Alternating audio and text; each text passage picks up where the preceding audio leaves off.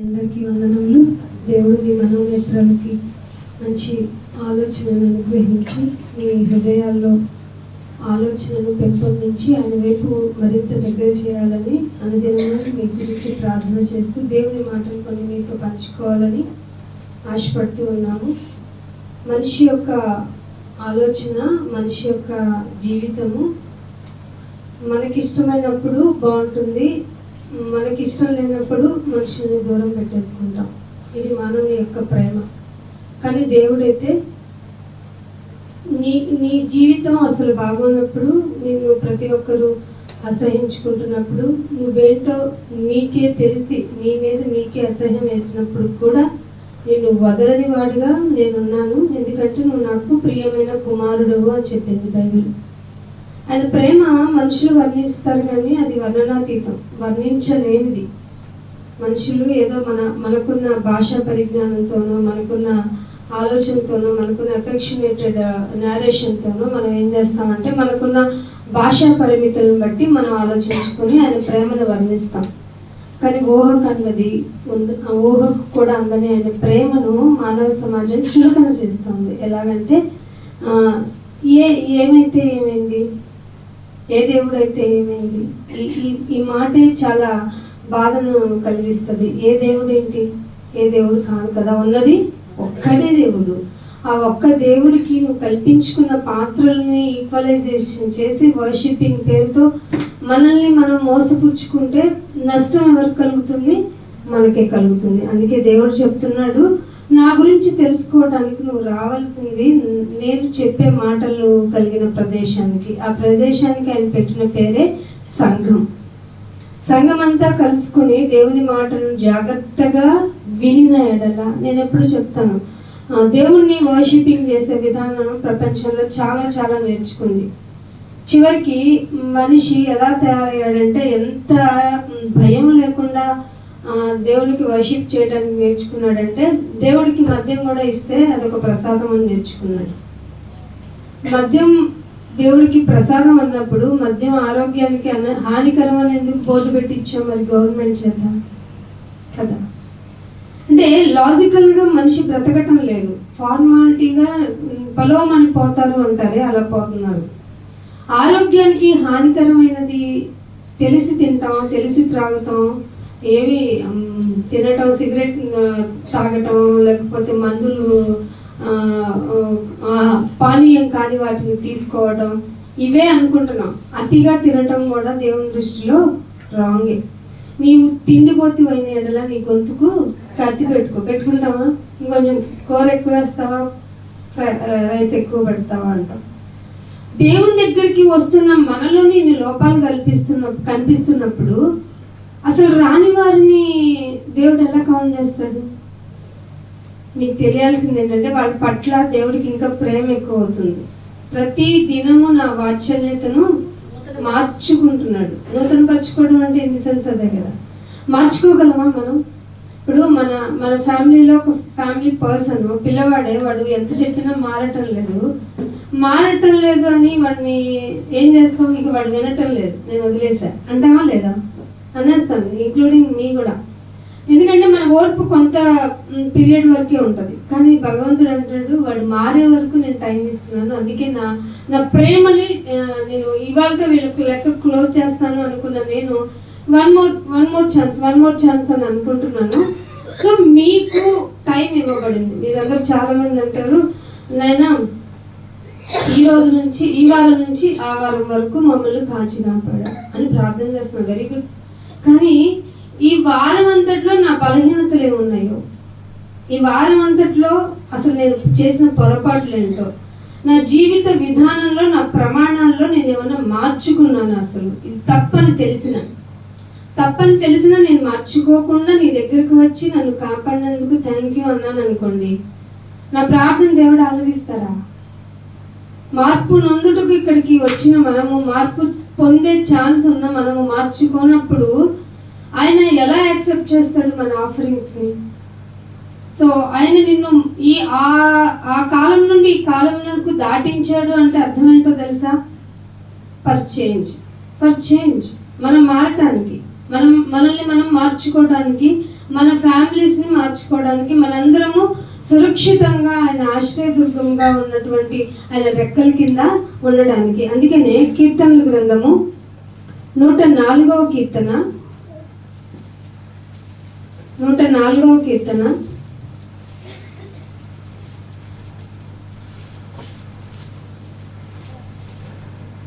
33వ వచనం చూడండి.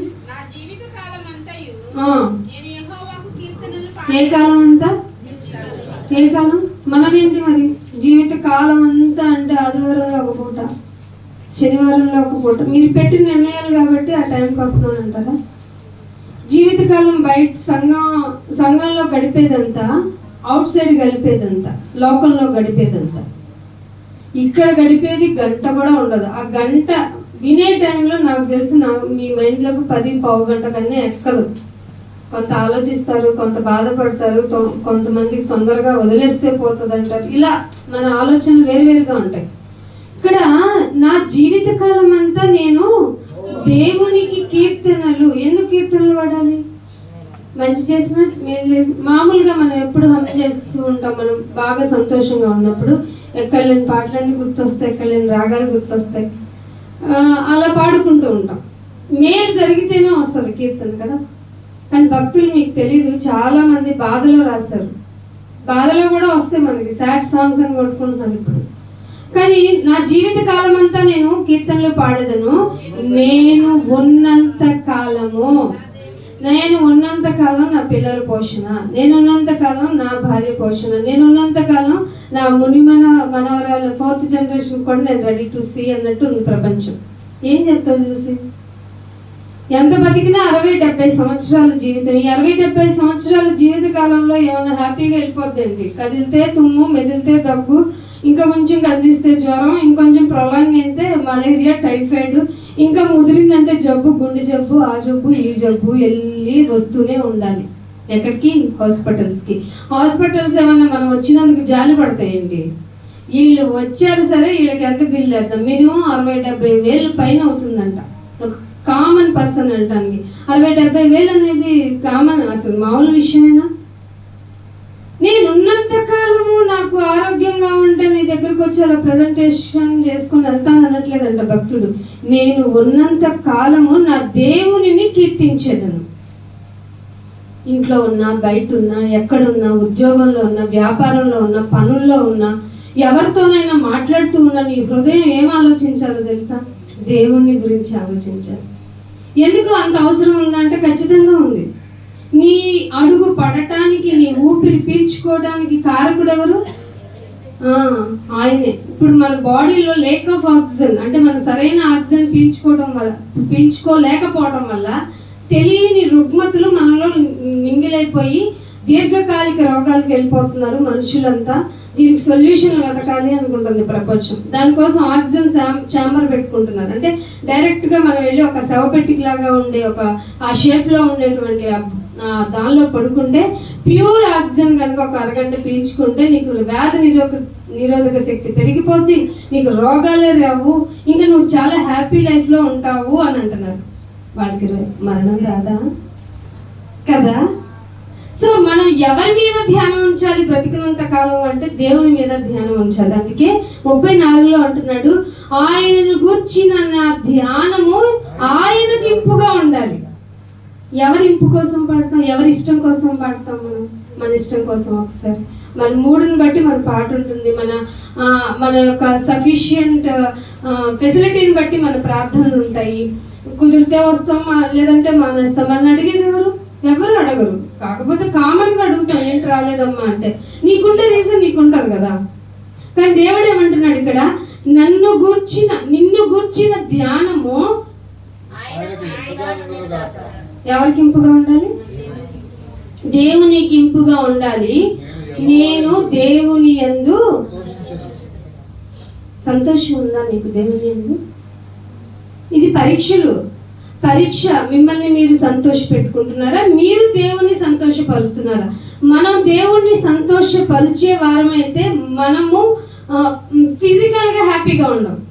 అన్ని సాక్రిఫైయింగే చేయాలి మనం.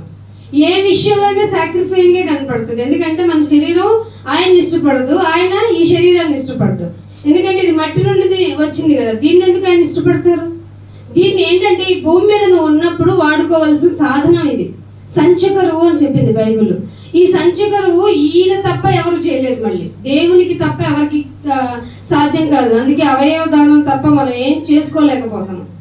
అందుకే అంటున్నాడు, నేను ధ్యానించేది నీకు ఇంపుగా ఉండాలి. అలా ఉంటుందా? అందుకే ఇంకొక మాట కూడా చూపిస్తాను చూడండి. సామెతల గ్రంథము 23వ అధ్యాయము, సామెతల గ్రంథము 23వ అధ్యాయము 19వ వచనం. 23వ అధ్యాయము 19వ వచనం. నా కుమారుడా, నీ కొబ్బరికాయ తెచ్చి ఇక్కడ పెట్టేసి వెళ్ళిపో. నీ ప్రథమ ఫలం ఇక్కడ పెట్టేసి వెళ్ళిపో. నువ్వు ఏం వండుకున్నావో అది తెచ్చేసి ఇక్కడ పెట్టేసి వెళ్ళిపో. నీ జీవితంలో నా ప్రథమది ఫస్ట్ది అన్నాను కదా, అది జీతం అంటావా ఇంకేదో అంటావా అన్ని ఇక్కడ పెట్టేసి వెళ్ళిపో అని ఉండిందండి బైబిల్. అది చెయ్యాలన్న దానికంటే ముందు ఏం చెప్తుంది బైబిల్? నీవు విని జ్ఞానము తెచ్చుకో. వింటే ఏమొస్తుందట? దేవుని మాట వింటే జ్ఞానం వస్తుంది. జ్ఞానము తెచ్చుకో. అప్పుడు ఏమవుతుందంటే నీ హృదయమును యథార్థమైన మార్గములలో చక్కగా నడిపించుకోగలం. అర్థమైందా? మనకు తెలియదండి, మనం అనుకున్నది బైబిలే చెప్పింది కదా, ఎవడు పోయే మార్గం వాడు నా మార్గం చాలా గ్రేట్, నేను వెళ్ళే చాలా ట్రాన్స్పరెంట్గా వెళ్తాను, మీకేం తెలుసు అంటారు. నువ్వు వెళ్ళే మార్గం తొదకు మరణానికి చేస్తుంది అంటుంది బైబిల్. కానీ దేవుని యొక్క మాట విని జ్ఞానం తెచ్చుకుంటే నీ హృదయం యథార్థంగా ఉంటుంది. ఫస్ట్ నువ్వు చెప్పక్కర్లా నేను నిజం చెప్తున్నానని నీ కొరకు నువ్వు ఎక్స్ప్లెనేషన్ ఇచ్చుకోకర్లా. అయ్యో నేను నిజమే చెప్తున్నా, ఇదిగో ప్రామిస్ అని చెప్పక్కర్లా. నువ్వు గనక దేవుని మాటలను జాగ్రత్తగా విని జ్ఞానం తెచ్చుకుంటే నీ హృదయం యథార్థంగా ఉంటుంది. నువ్వు వెళ్ళే త్రోవలకి ఆయన నీకు గైడెన్స్ ఉంటుంది. అందుకే మీకు తెలుసు కదా, నా పాదములకు దీపము. అవునా? వాక్యము దీపమైనప్పుడు తప్పటడిగేసానని ఎలా ప్రార్థన చేయగలుగుతున్నావు? అంటే కొన్ని సందర్భాల్లో వాక్యాన్ని పక్కకు పెట్టేసుకుంటున్నాను. ఏ సందర్భం అయినా నా కంటే ముందు నువ్వు ఉండాలైనా అని మన జీవితంలో ఆయన గనక అన్వయించుకోగలిగితే నువ్వు చక్కగా ఉండగలుగుతావు. నీ మార్గం చక్కగా ఉంటుంది. ఎట్టి పరిస్థితుల్లో ఇక్కడికి వచ్చి నువ్వు చేసిన తప్పు మనకు తెలుసు. ఇయర్ స్టార్టింగ్ జనవరి నుంచి ఇప్పటి వరకు, ఇది లాస్ట్ వీకెండ్ కదా, మనం లాస్ట్ వీకెండ్ వరకు మనం చేయని తప్పులు లేవంటారా? ఎన్నిసార్లు అజాగ్రత్తగా దేవుని సన్నిధిని వదిలేసుకున్నాం, ఎన్నిసార్లు వంక పెట్టుకుని మానేసుకున్నాం. ఏ వంకలో చెప్పండి? ఎండ వచ్చిందని ఒకసారి, వాన వచ్చిందని ఒకసారి, ఒళ్ళు బాగాలేదని ఒకసారి, నొప్పులని ఒకసారి. అసలు ఆయనే జీవం ఇవ్వకపోతే ఇక్కడ ఉండేవాళ్ళమా? సో మనకి ప్రొలాంగ్ అవుతున్నాయి డేస్ అంటే శిక్ష పెరుగుతుంది మార్పు చెందకపోతే. సో నువ్వు మారాలి. నువ్వు మారావు సరే, నీ కుటుంబం సంగతి ఏంటి? ఇలా ఎంతమంది మారాలంటున్నాడు? అందరూ అంతటా అనేది దేవుని స్లోగన్ ఇది. ఇక్కడ చూస్తే పరిస్థితులు నువ్వు మారట్లా, నువ్వు మారినట్టు నటిస్తున్నావు, నీ ఫ్యామిలీ అసలు రావటం లేదు. అట్లాంటి పరిస్థితుల్లో మనకి ఏది ముఖ్యమై ఉండాలి? నీవు వినాలి. మనం చాలా మంది వినము. ఎందుకని? వినాల్సిన అవసరం మనకు లేదు కాబట్టి. అలా ఫార్మేటింగ్ అయ్యి గ్రో అప్ అయ్యాం మనం. కానీ దేవుడు ఏమంటున్నాడు, నా యొద్దకు వస్తే వింటే ఏమవుతుంది నాయన? జ్ఞానం వినుట వలన విశ్వాసము. ఆ విశ్వాసం రావాలంటే ముందు నీకు జ్ఞానం ఉండాలి. ఎలా పడితే అలా నమ్మటానికి లేదు. అక్కడికి పోయి మొక్కుకొని వద్దాం, ఇక్కడికి వెళ్తే ఇది జరుగుతుందంట, అక్కడికి వెళ్తే అలా జరుగుతుందంట, ఇలాంటివన్నీ ట్రాష్ అని నీకు అర్థమవుతుంది. ఎవరు చెప్పక్కర్లా.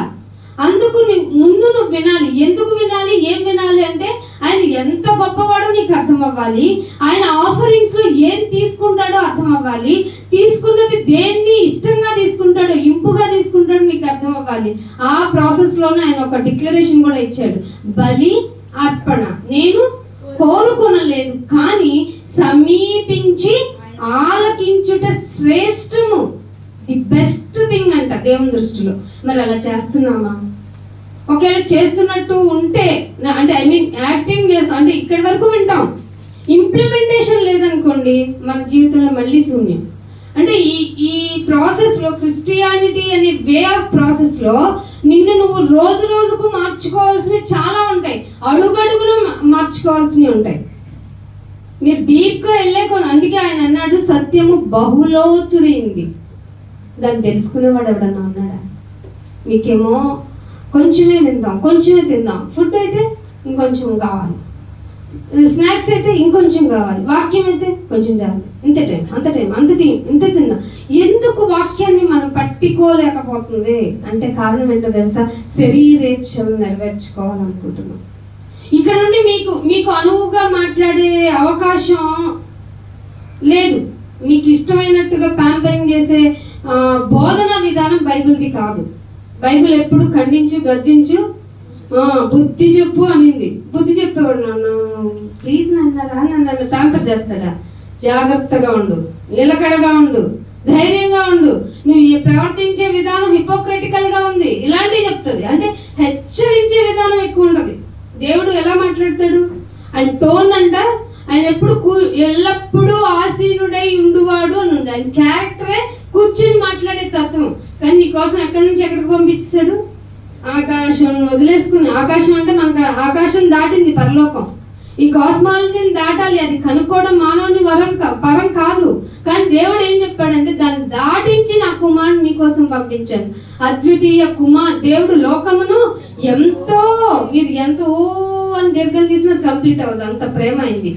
అది లోకంలో ఎవరు ఇవ్వలేంది. అందరూ బంగారం ఇస్తే గొప్పలే, గొప్ప గిఫ్ట్స్ ఇస్తే గొప్పలే అనుకుంటారు. కానీ దానికి మించి మించి మించి మించి ఇచ్చినది దేవుని ప్రేమ. అద్వితీయ కుమారుడు, సెకండ్ ఛాన్స్ లేదు. ఇంకా ఆ కుమారుడు లాంటి క్యారెక్టర్ ఇంకొక క్యారెక్టర్ లేదు. ఆయన్ని ఎందుకు వదులుకున్నాడు? నీకోసం నా కోసం కదా. మరి ఆయనకి ఇంపైన ధ్యానము మనం చేయాలి కదా, ఆయనకి ఇష్టమైన ధ్యానం మనం చేయాలి కదా. అందుకే నువ్వు నా మాట విని జ్ఞానం తెచ్చుకో, నీ హృదయమునకు యథార్థమైన త్రోవలు చక్కగా నడుచుకోవడం ఏంటో తెలుస్తుంది అంటున్నాడు. అలాగే 119వ కీర్తన చూడండి. 119వ కీర్తన 148వ వచనం. ఏం చేయాలట? నువ్వు నాకేమిచ్చావు నాయన అంటే గొప్ప ఆస్తులు ఇచ్చావు నాయన. నువ్వు నాకేమిచ్చావు అంటే గొప్ప బిడ్డలు ఇచ్చావు నాయన. నువ్వు నాకేమిచ్చావు నాయన అంటే లోకపరమైన ఏం చెప్తున్నా ఈ మానవ సమాజానికి దేవుడు ఏం చెప్తున్నాడండి? నీవు నాకు ఇచ్చినది వాక్యము. ఈ గిఫ్ట్ ఎవరు ఇవ్వరు. ఈ వాక్యం ఏముందండి? వాక్యం ఏముందండి? ఉపయోగం ఏముందండి వాక్యం వల్ల? వినేసి ఈయనమా కూర్చోమన్నారు కాబట్టి కూర్చొని వినేసి వెళ్ళిపోతామంటారా? నీవు ఇచ్చిన వాక్యము నేను ధ్యానించుటకై నా కన్నులు రాత్రి జాములో. ఎవరింటికన్నా వెళ్ళండి, రాత్రి జాములు. మొదటి జాము ఏ టైం స్టార్ట్ అవుతుంది? కాదు 3 నుండి 2:30 నుంచి స్టార్ట్ అవుతుంది మొదటి జాము. ఆ టైంలో కన్నులు తెరుచుకొని చూస్తున్నాడంట భక్తులు. అక్క చెప్పింది 4వ జాము అవుతుంది. 6 అంటే 4వ జాము కంప్లీట్ అయిపోద్ది. అందుకే నీవిచ్చిన వాక్యము నేను ధ్యానించుటకై నా కన్నులు రాత్రి జాము కాకమునిపే తెరుచుకుంటాను. పొద్దెక్కి పడుకుంది అనుకో ఏమంటారు? 1 రోజు 2 రోజులు పడుకుంటాం. నువ్వు తెల్లవారులు పడుకుంటున్నావు, ఇలాగే ఉంటున్నావు అంటే దేవుడు ఏమన్నాడు? సోమరిపోతూ లే అన్నాడు. ఓయి నిద్రపోతు. ఎవరిని పిలిచాడు నిద్రపోతుంది? దేవుడు సాక్షాత్తు దైవం మాటలు చెప్పే యోనా గారిని ఒక ఆఫ్టర్ ఆల్ పడవ నడుపుకుని, అదే మీ లెక్కల ప్రకారం మన కామన్ లాంగ్వేజ్ ప్రకారం పడవ నడుపుకునేవాడు వచ్చి నిద్రపోతూ అని నన్ను అన్నాడు అనుకోండి, దేవుని నాకు ఎంత సిగ్గుగా అనిపిస్తుంది. ఒక భక్తుడంట రేయి మొదటి జామునే కన్నులు తెరుచుకుంటున్నాడంట. నిద్ర కావాలి నిద్రపోతూ అంటుంది. నిద్రపోతూ ఏమైపోతాడో తెలుసు, చివరికి సోమరిపోతూ అయిపోతాడు. అందుకే నీవిచ్చిన వాక్యమును నేను ధ్యానించినట్లు నా కన్నులు రాత్రి జాములలో తెరుచుకొందును. నీ కృపని బట్టి నా మొర ఆలకించు. నీ వాక్య విధులు ఏమున్నాయట? వాక్యము యొక్క విధులను బట్టే నన్ను బ్రతికించు. అంటే వాక్య విధులను బట్టి బ్రతకలేమా? ఆయన తేరి పారగా చూస్తే మనలో తప్పులు తట్టలుగా దొరుకుతాయంట. సో వాక్య విధి ఉంది కదా, ఆ వాక్య విధిలో 1 సైడ్ యాంగిల్ ఏంటో తెలుసా? కృప విధిని బట్టి నన్ను బ్రతికించిన ఆయన. ఇంకోవైపు తెగిపోద్ది నా తల, నాకు తెలుసు. నా ప్రవర్తన నీ దృష్టిలో యుక్తమైంది కాదు నాకు తెలుసు. కానీ నీ వాక్య విధిని బట్టి నా మొరను ఆలకించి నన్ను బ్రతికించు. ఇవన్నీ వాడుక పదాలు అయిపోయినాయి. అందరూ చెప్పటం, మీరు ఏదో ఒక మాట చెవిలో పడి 10 సంవత్సరాలకు అదే పడి వాక్య విధిలో బ్రతికించడం ఏముంది. ఆయన కామన్గా బ్రతికించేయటం అలవాటు అయిపోయి ఆయన ఆలోచనలో ఎంత డెప్త్ ఉందో మీకు అర్థం కావట్లా. బ్రతికించడం ఈజీ అనుకుంటున్నారా? అందుకే మనందరం 31st బిఫోర్ ఒకసారి గవర్నమెంట్ హాస్పిటల్కి వెళ్ళి రావడం బెస్ట్ అంటాను నేను. మన ప్రాణం ఎంత విలువైందో మనకు తెలుస్తుంది. మనం ఎంత బాగా దేవుడు మనల్ని ఉంచుతున్నాడో తెలుస్తుంది. ఏంటి లోపాలున్నా రోగాలున్నా మనల్ని ఇలా నించోబెట్టి ఇక్కడ కూర్చోబెట్టి మనల్ని సురక్షితంగా సుఖముగా ఉంచడం ఆయన భాగ్యం కదా. ఆ భాగ్యాన్ని అనుభవించడం మనకి తేలికైపోవడం వల్ల ఆ బ్రతుకు యొక్క వాల్యూ తెలియట్లేదని నా అభిప్రాయం. అందుకనే ఇంకొక మాట చూపిస్తాను చూడండి. కీర్తనలు 116లో కీర్తన 116వ కీర్తన 7వ వచనం. నా ప్రాణమా ఏమిస్తాడట? క్షేమం కలుగును గాక అంటారు. మామూలుగా ఎవరైనా ఉత్తరాలు రాస్తే నీ క్షేమంగా ఉండాలని కోరుకుంటున్నాను అంటారు. ఇక్కడ దేవుడు మాట ఏం చెప్పండి? నీ క్షేమము విస్తరింప చేసేదను. ఇది ఎవరి వల్ల అవుతుంది చెప్పండి? మనం అనగలమా? నేను నీ పక్కన ఉండటం వల్ల, నేను నీ ఫ్యామిలీలో ఉండటం వల్ల, నువ్వు నాకు నా పక్కనే ఉండటం వల్ల నీకు క్షేమం విస్తరిస్తుంది పో అని చెప్పగలమా? ఎవరికైనా ప్రామిసింగ్ చేయగలమా? బాబోయ్ ఈవిడుంటే తలనొప్పి, ఈవిడుంటే తంటాలు మారే, ఇతను ఉన్నాడంటే నస కదా. మన ఫీలింగ్స్, మన ఆలోచనలు. దేవుడు ఇస్తున్న ప్రామిసింగ్ ఏంటండి? నీ కృపను నేను విస్తరింపజేసేదను. ఈ ప్రామిసింగ్ ని మీరు అనుభవించాలి అంటే ముందు ఆయన మాటను విని జ్ఞానం తెచ్చుకోవాలి. అందుకనే ఒక మాట ప్రకటన గ్రంథము 3వ అధ్యాయము 10వ వచనం చూడండి. 3వ అధ్యాయము 10వ వచనం. నీవు నా ఓర్పు విషయమైన వాక్యమును గైకొంటివి గనుక భూనివాసులకు శోధించుటకు లోకమంతటికి మీదకి శోధన కాలములో నేనును. ఆయన ఎవరు కాపాడుతారు? శోధన టైంలో నన్ను నేనే కాపాడుకోవాలి. కానీ నీకు తెలియదు ఏంటంటే నేనును నీకు తోడే. దేవుడు తోడే ఉండటం ఎంత బ్లెస్సింగో తెలుసా? ఒక్కసారి కనుక ఆయన యొక్క బ్లెస్సింగ్ నీకు దూరం అయితే కానీ దాని వాల్యూ తెలియదేమో. మనం అనుభవించడం, మేలులు అనుభవించడం అలవాటైన మనకి ఆయన ఎంత మేలు చేస్తున్నాడు అనేది మనం ఇది చేయలేకపోతున్నాం, ఏమైనా క్యాలిక్యులేట్ చేయలేకపోతున్నాం. అందుకే అంటున్నాడు శోధన కాలములో నేనును నిన్ను కాపాడేదను. ఎప్పుడు? శోధన కాలంలో ఆయన నిన్ను ఎప్పుడు కాపాడుతాడు? వాక్యాన్ని గైకొంటే. ఎప్పుడు? నీవు నా ఓర్పు, ఆయన పెట్టుకున్న ఓర్పు ఒకటి ఉంది. ఆయన ఏ విషయంగా ఓర్పు కలిగి ఉండమంటున్నాడు? నేను వచ్చే వరకు ఓర్పుగా నీ విశ్వాసంలో ఎదురు చూడు అన్నాడు. ఆ ఓర్పును తలంచుకుంటూ వాక్యాన్ని గనక గైకొంటూ ఉంటే అప్పుడు శోధన కాలంలో కూడా నేను నీకు తోడై ఉంటాను అంటున్నాడు. యెషయా గ్రంథము 65వ అధ్యాయము 65వ అధ్యాయము 25వ వచనం. 65వ అధ్యాయము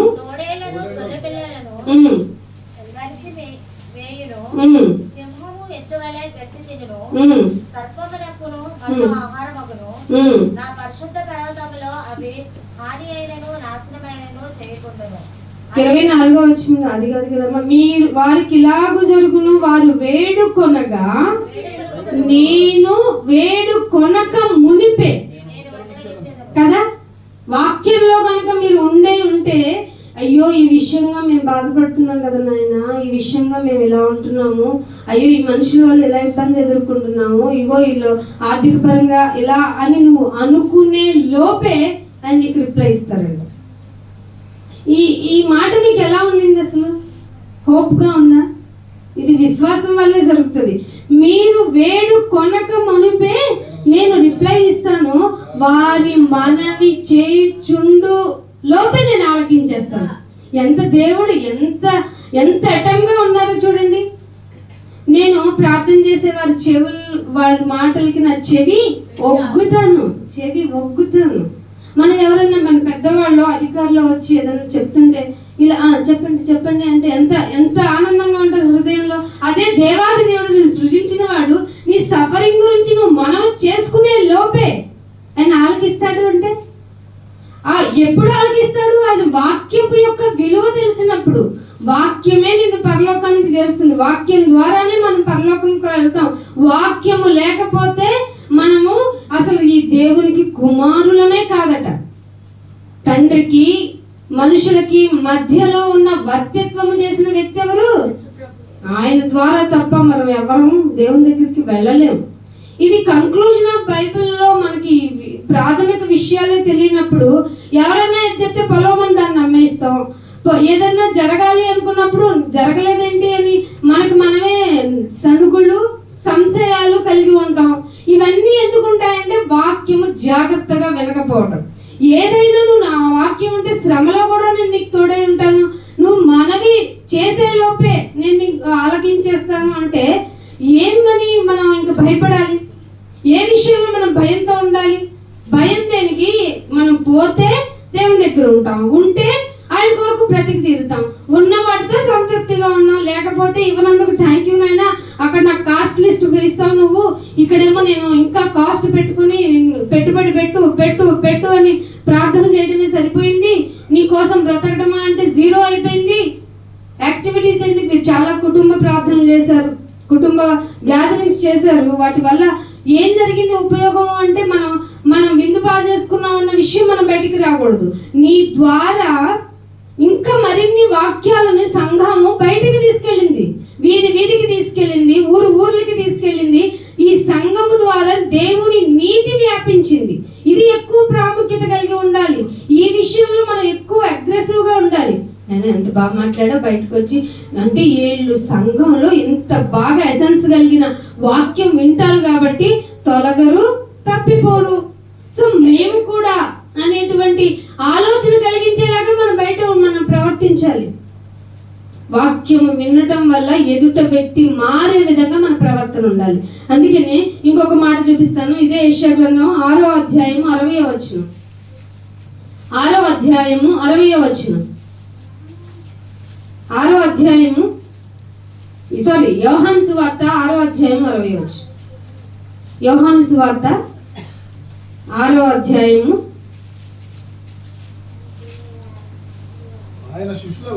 ఆయన శిష్యులలో అనేకులు, మామూలుగా మనకు తెలిసిన శిష్యులు ఎంతమంది? 12 మంది, 70 మంది దాకా వస్తారు. మరి ఏం చెప్తున్నాను ఆయన, అదేంటైనా 2 చేపలకి రొట్టెలకి ఎంతమంది పెట్టేసా, ఇదేదో బాగా మంచిగా జరిగేటట్టుంది అని వచ్చారంట. వాళ్ళలో మేము ఫిక్స్ అయిపోయి ఏంటి అన్న వాళ్ళు 70 మందికి పైగా ఉన్నారంట. వాళ్ళల్లో ఏం చెప్పారంటే అనేకులు ఆయన మాటలు విని వాక్యం చాలా కఠినంగా చెప్తారండి. వాక్యం అంత కఠినంగా చెప్తే ఎవరు వస్తారండి? నువ్వు రానక్కర్లేదండి అని దేవుడు అంటాడు. నేనైతే రమ్మని పిలుస్తాను, నా నేచర్ని బట్టి పిలవాలి కూడా. దేవుడు ఏమంటాడు?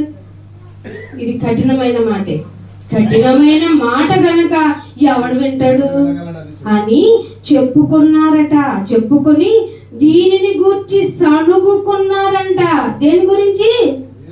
ఏదైతే వాక్యము వినడం వల్ల జ్ఞానం ఏది జ్ఞానం వస్తుందో, ఆ జ్ఞానం రావడం వల్ల మనం వెళ్ళే మార్గాలకి మంచేదో చెడేదో వివేకం కలిగిస్తుందో, మనల్ని కాపాడుతుందో, మనం మొరపెట్టక ముందే ఆయన దగ్గరికి వెళ్తుందో, మనల్ని యథార్థవంతులుగా ఉంచుతుందో, ఆయనే స్వయంభూతుకుడుగా వచ్చి భూమి మీద ప్రకటిస్తుంటే ఇది కఠినమైన మాట అని సణుగుకొని తమకు తామే ఏమీ ఎరగని వారితో దీనివల్ల మేము అభ్యంతరపడుతున్నారు వాక్యాల వల్ల. ఈ అభ్యంతరపడే విధానం మనిషిని ఎక్కడికి చేరుస్తుంది చెప్పండి? నేను ఫుడ్ తినండి అని చెప్పడం అభ్యంతర పట్టడం మంచిదే. ఇప్పుడు ఫుడ్ తినటం కన్నా తినకుండా ఉండటం వల్ల బాడీ బాగుంటుందంట. కొత్తగా రీసెర్చ్లో అదే. మీరు ఫాస్టింగ్లు బాగా చేయండి, ఎక్కువగా శరీరం మిమ్మల్ని మీరు రిపేర్ చేసుకుని మీలో క్యాన్సర్ రిలేటెడ్ కణాలన్నీ వచ్చేస్తుంటే ఆ దేవుడి విషయంలో మీరు ఎలా ఉంటున్నారు? అభ్యంతరాలు, సణుగులు వచ్చేస్తున్నాయి. ఇది కఠినమైన మాట అనే ప్రవృత్తికి వెళ్ళిపోతున్నాం. జాగ్రత్తగా వినకపోతే జ్ఞానం రాదు. జ్ఞానం రాని నీవు మూర్ఖతలోనికి వెళ్తావు. మూర్ఖుడు తన జీవితంలో అదే అంటాడు. సామెతల గ్రంథం 26వ అధ్యాయము, సామెతల గ్రంథము 26వ అధ్యాయము 16వ వచనం చూడండి. 26వ అధ్యాయము 16వ వచనం. హేతువులు చూపగల ఏడుగురు కంటే సోమరు ఏమనుకుంటాడు తెలుసా? తన దృష్టికి నువ్వు విన్నానో చెప్పు, నేను వెళ్ళేది కరెక్ట్. దేవుడికి నేను చెప్పుకోగలను, దేవుడికి నేను ఎక్స్ప్లెనేషన్ చేసుకోగలను. 7 కారణాలు చూపగల వ్యక్తుల కన్నా కూడా అంటే సోమరు తన దృష్టికి నేను చాలా గొప్ప అనుకుంటాడంట. అందుకనే పై మాటలో అంటాడు, వాడు సోమరి పాత్రలో చేయి ముంచుతాడు. మీరు వచ్చేస్తారు సంఘంలోనికి చేయి వచ్చి నోటి వద్దకు దాన్ని తిరిగి ఎత్తడం కష్టం అనుకుంటాడట. అంత లేజినెస్ ఉంటుంది సంఘంలోకి రాగానే. వచ్చేటప్పుడు నాయన ఇలా ఉంటాను అలా ఉంటాను, నీకోసమే, నన్ను ఏం పట్టించుకోవద్దు నాయన, నీకు తప్ప నేను ఇంకేం అని సమర్పణ చేసుకున్న మన జీవితాలు. ఏమ్మా రాలేదన్నాను అనుకో మన అమ్మాయిని, సండే కూడా డ్యూటీలు వెళ్తున్నారు. ఇది ఎవరు తప్పించగలరు? మరి అమ్మాయి ఏం చేయగలదా? కానీ నష్టం ఎవరికి? శరీరానికి కదా, ఆత్మకి. అందుకే సెకండ్ సెషన్ కూడా పెట్టారు ఈ సంఘం ద్వారా. మీకు ఏముండింది? సాయంత్రపు కూడా ఉండింది. బల్లలో పాలు పొందడం అదృష్టం కాదు, పొందుకున్న నీవు నీ జీవితంలో మార్పులు జరగలేదనుకో, నువ్వు మార్చుకునే విధానంలో ఏమీ కనపడలేదనుకో, ఈ తీసుకుంటున్న విధానమే నీకు ఉగ్రతను పాలు చేస్తుంది. ఇన్నిసార్లు తీసుకున్నావు కదా, నా కొడుకు ఎలాగో బ్రతికాడో తలంచుకుని కదా నేను తీసుకోమన్నాను, ఎలా తగ్గించుకోవాలో చూపించాను కదా. తనను తాను తగ్గించుకున్నవాడు ఇక్కడేమని చెప్పాడు? ఇక్కడ హెచ్చించబడతావని చెప్పాడా? పరలోకమునందు హెచ్చింపబడతావు అన్నాడు కదా. పరలోకంలో హెచ్చింపబడాలంటే నువ్వు ఇక్కడ డౌన్ అయిపోవాలి కదా. నా కుమారుడు ఇక్కడికి వచ్చి తన శిష్యుల పాదాలు కడిగాడంటే మేము కూడా కడుగుతామంటే అవలో పాత్ర ఎత్తుకొస్తారండి. అంత డౌన్ అయ్యి కదా బతకమన్నాను. క్రియారూపకంగా మీ క్రియలు చూపించకుండా క్రియలు లేని విశ్వాసంతో మీరు మృదులయ్యి మిమ్మల్ని మీరు పాడు చేసుకుంటే మీరు తీసుకుంటున్న టేబులింగ్ వల్ల మీకు ఉగ్రతే. అవును, అంటే మేమేం చేయాలైనా మీకు అప్పగింపబడిన దానిని దేవుని వల్ల పొందాను కాబట్టి పొందుకున్న నేను ఏం జ్ఞాపకం చేసుకోమన్నాను? నా కుమారుని జ్ఞాపకం చేసుకోమంటే నువ్వు ఎట్ట పోయావో నాయనా ఏడవమన్నా? నువ్వు అలా పోవటానికి కారణం నేను, నువ్వు అలా సిలువ ఎత్తడానికి కారణం నేను, అదో అయ్యో దాహమని అరవటానికి కారణం నేను, ఆ మేకులకి బిగించుకొని కొట్టుకోవడానికి నీకు తీసుకోగలిగిన కెపాసిటీ ఉన్న, ఈవెన్ దో నువ్వు మరణం నుండి పోవంటే పోగల కెపాసిటీ ఉన్న మరణానికి నిన్ను నువ్వు అప్పగించుకోవడానికి కారణం నేనే కదా. ఇదిగో ఇంత పరిస్థితికి తెచ్చింది నేను కాబట్టి నా తరపు నుంచి మళ్ళీ మళ్ళీ మళ్ళీ నా బ్రతికినంత కాలం నేను క్షమాపణ కోరుతున్నాను. ఇదిగో ఈ బ్రతుకుతున్న విధానంలో కొన్ని క్షణాల్లో కొన్ని టైంలో నా బలహీనతలు నన్ను డామినేట్ చేశాయి, నిన్ను అవమానపరిచాను, నాకు తెలియకుండానే నిన్ను దుఃఖపెట్టాను. సో ఇక నేను రియలైజ్ అవుతున్నాను, నాలో నేను కాదు నువ్వే ఉండాలి అని ప్రతిష్ట చేసుకొని వాక్యముతో మీ హృదయాల్లో ప్రతిష్టత చేసుకొని బల్లలో చేతులు వెయ్యాలా లేదా? పరీక్షించుకోమన్నాడా లేదా? మిమ్మల్ని మీరు. మనం ఏం చేస్తాం? అక్క అలా ఆయనలాగా లేను కదా నాయన, నేను నీ గుడికి చరిత్రలాగా వారం మిస్ చేయకుండా తొందరగా ప్రతి వారం వస్తున్నాను కదా, థ్యాంక్ యూ అని అండాలా? రాని వారిని వదలడు, వచ్చిన వారిని వదలడు, ఎవరిని వదలడు. నేను ఇక్కడ చెప్తున్నాను కదా, నన్ను ఒకళ్ళు బాగా చెప్పావమ్మా, తీసుకున్నాను, భలే బిహేవ్ చేసేవాళ్ళు, తీసుకున్నావు, విన్నావు, చెప్పావు, అందుకే అన్నాడు ఎదుటివానికి బోధించే నీకు నువ్వు బోధించుకున్నావని మళ్ళీ రిప్లైయింగ్. అందుకే వాక్యము ఎట్టు తిప్పిన తెంపేస్తుంది, తెగిపోతాం మనం. హృదయ ఆలోచన కూడా జాగ్రత్తగా ఉంచుకోవాలి. దేవుని దగ్గరికి వస్తే యథాలాపంగా ఏం చేస్తున్నావు అంటే ఏం చేయట్లేదు అనే అబద్ధికులు మనం. మన తండ్రి అయిన అబద్ధికుడు జనకుడు, వాడు చెప్పే విధానంలో మనం అబద్ధాలు చెప్పడంలో మనకంటే ఏంటి లేట్ అయిందంటే ట్రాఫిక్ అంటాం, ఏంటి లేట్ అయిందంటే సౌండ్స్ అంటాం. అంటే నీ భార్య దగ్గర ఎక్స్ప్లెనేషన్ ఇచ్చుకోవాల్సినంత లేట్ జరుగుతుందా? చదవండి. ఎన్నో అధ్యాయం? ద్వితీయోపదేశ కాండం 8వ అధ్యాయం 15వ అధ్యాయం నీ చెయ్యి ముడుచుకొనక 9, 10, 11. చదవమ్మా.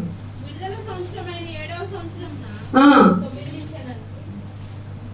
విడుదల సంవత్సరమైన 7వ సంవత్సరం సమీప 15వ అధ్యాయమేనండి ద్వితీయోపదేశ. విడుదల సంవత్సరం చెడ్డ తలంపు కరెక్టే. సమీపమైనదని సమీపమైనదని చెడ్డ తలంపు నీ మనసులో పుట్టకుండా ఉండాలని దానికి జాగ్రత్త పడాలంట. ఏ విధంగా ఎక్కడికైనా వెళ్ళండి, మీకు అన్యులతో ఇంటరాక్షన్ అవ్వకుండా ఉంటుందా?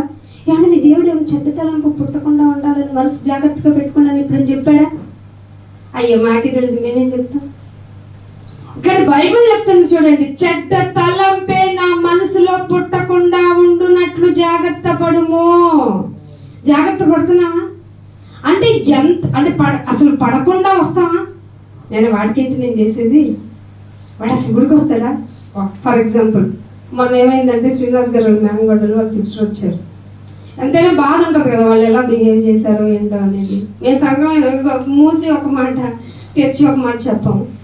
మేమిద్దరం ప్రేర్ చేసుకుంటూ ఉంటాం కదా, చేసుకున్నప్పుడు మా కుటుంబంతోనే సమాధానం లేకపోతే ఎలాగనైనా అని ప్రార్థన మాత్రం చేస్తున్నాం, ప్రే చేయలేదు. మీరు గమనించిన ఎంత బలహీనలు అంటే ఎలా వెళ్ళాలి అంటే వన్ డే మనమే ప్లాన్ చేసుకొని వెళ్ళిపోయి వచ్చేద్దాంలే అనుకుంటే సడన్గా వాళ్ళ సిస్టర్ ఫోన్ చేసి నేను వస్తానన్నా అని చెప్పింది. వస్తానన్న వాళ్ళని ఎలా వద్దంటాం? పాస్టర్ గారు అదే వస్తే ఎలాగమ్మా, వాళ్ళు ఏమన్నా మళ్ళీ ఇబ్బందులు పెడతారు. ప్రార్థన చేస్తూ ఉన్నా వాళ్ళ మేనగోడలు వచ్చింది, తను తెలియకుండా చేశాను. అక్కడ మెట్ల దగ్గర నుంచి ముక్కుంటా వస్తుంది, సారీ అత్త, సారీ మామ, సారీ అత్త. వాళ్ళ మామని ఫోన్లో సారీ అడిగేసింది.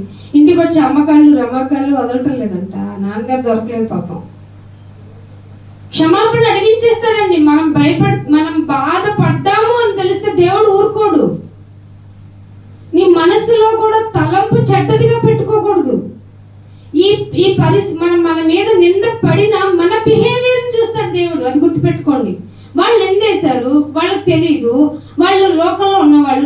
నీకేమైంది, నీ బుద్ధి ఏంటని అడుగుతాడు మనల్ని. అందుకనే మనకి ఎక్కువ పనిష్మెంట్ ఉంటుంది. మన బిహేవియర్ వెరీ వెరీ ఇంపార్టెంట్. అది ఎక్కడి వరకు తీసుకెళ్లాడంటే అసలు ఆయన నా చెడ్డ తలంపు పుట్టకుండా నన్ను కాపాడు. అదే 8వ వచనం, నీవు నిశ్చయముగా నాకు ఇచ్చేటప్పుడు కూడా ఏమి ఉండకూడదు, విచారం పెట్టుకొని ఇవ్వకూడదు అన్నాడు. ఏమి ఇవ్వాలండి? మనస్ఫూర్తిగా కాదు, మనసే ఇవ్వాలి. పద్దాక నీ దగ్గర ఉండమంటావు ఏంటి? ఏ చందు అంతేనా? పాస్టర్ ఏమోళ్ళి ఏంటి రాలేదు అంటారు. అక్క కనపడితే వాళ్ళు బాప్తీసం ఉంటుంది. విచారం పెట్టకూడదు. ఎందుకు మిమ్మల్ని పదే పదే దేవుడు ఈ విధంగా ప్రేరేపిస్తున్నాడు అంటే మన మంచి కోరి. ఇలాంటి వాళ్ళు మీరు అంటారు కదా, మేము గుడ్ పేరెంటింగ్ చేస్తున్నాం, మేము మంచి తల్లిదండ్రులు. కాదు, మీలో కూడా స్వార్థం ఉంది. కానీ భగవంతుడైన తండ్రి అయిన దేవునికి ఏ స్వార్థం లేదు. నువ్వు బాగుండటమే ఆయనకి ఇష్టం, దానిలో ఆయనకి ఏం లాభం లేదు. నువ్వు మంచిగా ఉండటం వల్లైనా చెడ్డగా ఉండటం వల్ల నాకేమైనా లాభం అంటారా? నీకే కదా లాభం అంటున్నాడు. అందుకనే ఇర్మియా గ్రంథము 20వ అధ్యాయము, ఈ మాట మీకు ఎవరన్నా చెప్పారో లేదో తెలీదు. ఇర్మియా గ్రంథము 20వ అధ్యాయము 12వ వచనం.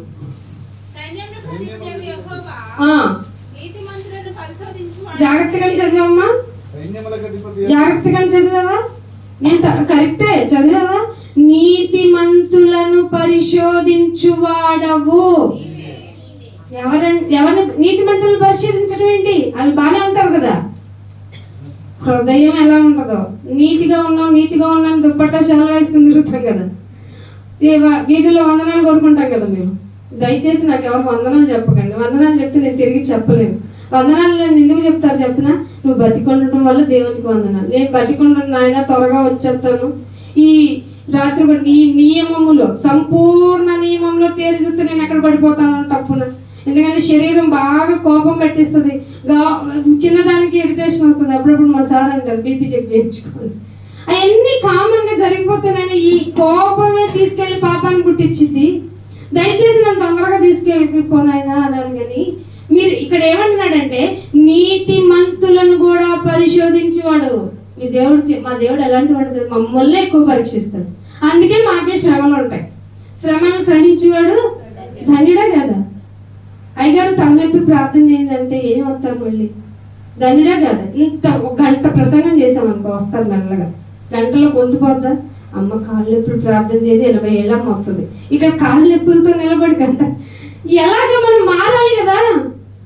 నీతిమంతులను పరిశోధించు వాడవు నీవే, పైగా నువ్వు అంతరింద్రియములను వాటి బిహేవియర్ బాగా తెలిసింది నీకు కూడా కాదు. కన్ను చూడగానే ఎంత బాగుంది, ఎల్లో కలర్ గా బెల్లను అని అంటాను. నువ్వేమంటావు? కాయ అంటావు. ఇంకొకళ్ళు లోకల్లో ఉన్న ఫుడ్. ఇంకొకళ్ళు వేరే వేరే దారులు ఉన్నాయి. ప్రపంచం అంతా ఈ 4 రోజులు సందర్లో ఎందుకు ఉంటుంది అనుకుంటున్నారు? హృదయ వాంఛలు ఎక్కువ డామినేటింగ్ చేయడం వల్ల. ఒకవేళ హృదయం తప్పున అదే నువ్వు బ్రతికిన ఇంతకాలం ఎవరు బ్లెస్సింగ్ గా అన్నారు అనుకోండి, అది దేవుడిని మనకు తెలుసు, వాళ్ళకి తెలుసు. కానీ రాగలుగుతున్నారా? ఎందుకు రాలేకపోతున్నారంటే లోకము ఆకర్షణీయమైనది. మనకు లేదా ఆకర్షణీయంగా మనకు కూడా ఉంటది. వాటన్నిటిని వదిలేసి హృదయాన్ని నీకు సమర్పించి నీ కొరకు బ్రతుకుతాము అనటమే సమర్పణ. ఆ సమర్పణలో నా హృదయమే నీకు సమర్పించినప్పుడు నీకు ఇవ్వాలనుకున్నది నేను నా సంపాదన ఏంటి నాయన సజీవ యాగముగా ఇక్కడే ఉండిపోతాను. ఇంకొకసారి ఇంటికి వెళ్ళను, ఇంకో 3 సార్లు నాకు వాక్యం చెప్పించండి అనేవాళ్ళు ఉంటారా? అందుకే హృదయమును పరిశీలించువాడను, హృదయాన్ని చూచేవాడను, అంతరింద్రియములను పరిశీలించేవాడను. అంతరింద్రియము పరిశీలిస్తున్నాను అంటే అంతరింద్రియములు కన్ను, ముక్కు, చెవి, చర్మము, వీటిని పరిశీలన చేస్తాడట ఆయన. నిన్ను పరిశీలిస్తూ నీతిమంతుడవైన నిన్ను చూస్తూ అయిపోయింది. కూర్చున్నాం ఒక 5 నిమిషాలు. నిన్ను పరిశీలిస్తూ నీ గురించి ఆలోచిస్తూ ఏం చేస్తున్నావో చూస్తూ నీకు సమయం ఇస్తున్నాడు బల్ల తీసుకోమని. అర్థమవుతుందా? ఈ పరిక్రమంలో ఈ ప్రక్రియలో ఈ యొక్క ప్రాసెసింగ్ లో నీకు ఇచ్చిన ఛాన్స్ ఏంటో తెలుసా? నా కుమారుడు చేసిన త్యాగంలో చెయ్యి వేస్తున్నప్పుడు నీ అంతరింద్రియములను పరిశీలించుకో.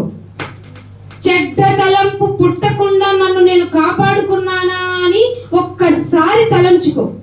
వెంటనే నీ హృదయము నీ మీద నేరారోపణ చేసిందనుకో, వెంటనే అక్కడికక్కడ మోకరించి నాయనా నాకు ఇచ్చిన ఈ ఛాన్స్ని బట్టి థ్యాంక్ యూ, నా ఫ్యామిలీ మొత్తానికి ఇచ్చిన ఈ యొక్క అవకాశం బట్టి థ్యాంక్ యూ. ఇదిగో ఫ్యామిలీగా మేము ఇంట్లో గొడవలు పడైపోయి అసమాధానంగా ఉండి ఇక్కడికి వచ్చి నీ బల్లలో చేతులు వేస్తున్నాం కదా, దయతో క్షమించు. ఇక మళ్ళీ అది జీవితంలో రిపీట్ చేయు. మా బలహీనతలన్నింటినీ నువ్వు క్షమించేవాడవు గనక మరి ఒకసారి నాకు ఇస్తున్న అవకాశాన్ని బట్టి నీకు స్తుతులు చెల్లించుకుంటూ బల్లలో చేతులు వేస్తున్నామన్న పశ్చాత్తాపం కలిగి నీ జీవితాన్ని గనక దిద్దుకోకపోతే ఇదే బల్ల నీకు ఊరిగా నిలబడిపోతుంది. సో మిమ్మల్ని మీరు పరీక్షించుకోండి. మీ అంతరంధ్రాలు ఎలా ఎగిసిపడుతున్నాయో, అసలు మీ శరీరం మీ మాట వింటుందో లేదో మిమ్మల్ని మీరు పరీక్షించుకుంటూ బల్లలో చేతులు వేయమని ప్రార్థిస్తున్నాను. కళ్ళు మూసుకోండి. తండ్రి మీకు ఎంత వందనాలు. మా జీవితము నాయన ఈ లోకపరంగా ఎన్నో ఇబ్బందులు బాధలు ఎదుర్కొంటున్నా. నీ మాట విని నీ మాట ప్రకారం జ్ఞానం తెచ్చుకుంటే, మేము ఆలోచించుకొనక ముందే నీకు మనవి చేయకముందే మా మర వింటానన్నా. మా జీవితాల్లో అలాంటివి ఎన్నో చేసి పెట్టారు నాయన. అయినా కానీ నీ గురించిన అలసత్వము, నీ గురించిన నిస్సత్తువ, నీ గురించిన అశ్రద్ధ మాలో ఉన్నాయి. అవి చేదు వేరులని మాకు తెలుస్తున్నాయి నాయన. ఈ సంవత్సరపు ఆఖరి దినములనైనా మమ్మల్ని మేము పరీక్షించుకుంటున్నాం. మరలా మా మీద వాత్సల్యత పెంచుకుంటున్నందుకు స్తోత్రాలు చెల్లించుకుంటున్నాం. పరీక్షించుకుంటాం, నీ కొరకు నిలబడతాం. నీ కొరకు ఎలాగైనా మమ్మల్ని మేము త్యాగం చేసుకునే సంసిద్ధతను మాకు దయచేయమని కోరుకుంటూ యేసుక్రీస్తు వారి పరిశుద్ధమైన నామములో ప్రార్థన అడిగి వేడుకుంటున్నాం తండ్రి. ఆమేన్.